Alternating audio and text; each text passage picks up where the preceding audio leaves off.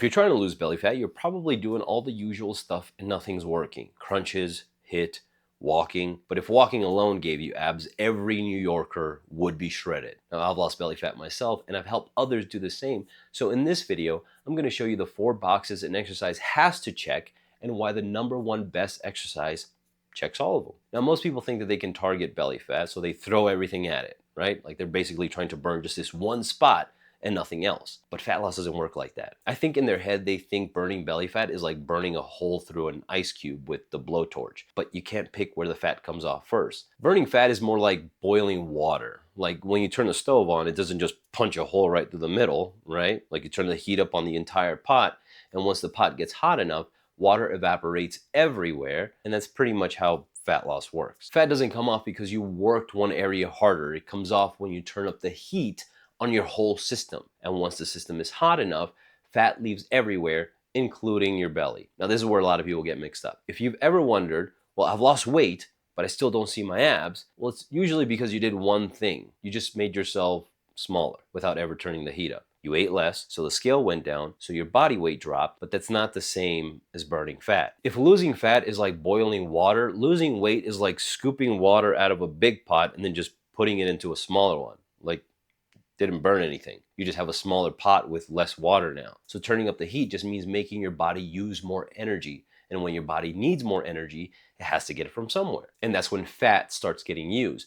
And if the energy demand is high enough, fat will come off everywhere, including your belly. Now, there's a bunch of ways you can do that, but this video is about the #1 exercise to burn belly fat. So the real question is, what kind of exercise makes your body use the most energy? And that's where the 4 boxes come in. To check off the first box, the exercise has to build the most muscle. The more muscle you have, the more calories your body burns just by sitting there and doing nothing. And that matters because belly fat doesn't come off from one workout. It comes off when your whole body is burning more energy all day long. Now, here's a problem. Small muscles don't really move the needle. Abs, arms, shoulders, I mean, they matter, but they don't change your body enough to drive fat loss on their own. So if an exercise only builds a little bit of muscle, it doesn't heat the system up enough to actually shrink the belly fat. It's like having your heat on low, and that leads straight into the second box. To build big muscles, you have to train the biggest muscles in your body. I mean, duh, but a lot of people don't think about this. Your body has muscles that are huge and muscles that are pretty small. So if your goal is to turn up the heat on the whole system to shrink belly fat, you got to focus on the big ones. This means your glutes, your hamstrings, your quads. These muscles use the most energy, take the longest to recover, and force the biggest changes in your body. That's why exercises that train them turn up the heat more than anything else. But here's the catch. Training big muscles once doesn't change anything.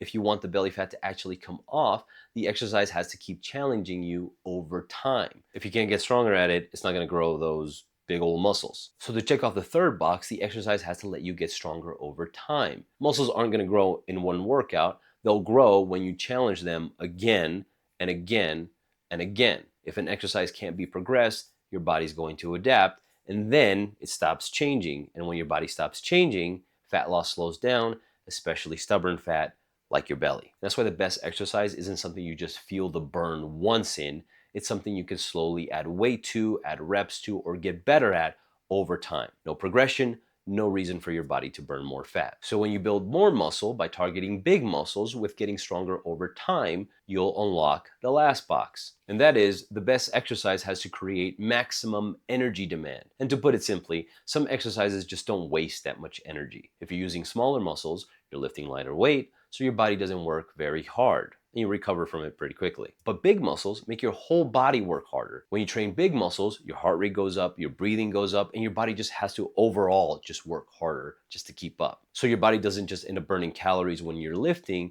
it burns more afterward because it has to recover from all that work. And that's what usually helps belly fat come off. Max energy demand will raise the temperature of the entire system. So the #1 best exercise to burn belly fat, and the one that actually checks all these boxes, is the squat lunge movement pattern. So no, that doesn't mean that it has to be the squat. It just has to be a movement in the squat lunge family. Anything where you bend your legs, go down, and stand back up, and that's it. And I'm not here to bullshit you. This isn't a magic exercise, but it works because of what it demands. Squat-based movements train the biggest muscles in your body, especially the glutes, which are the largest muscle group you have.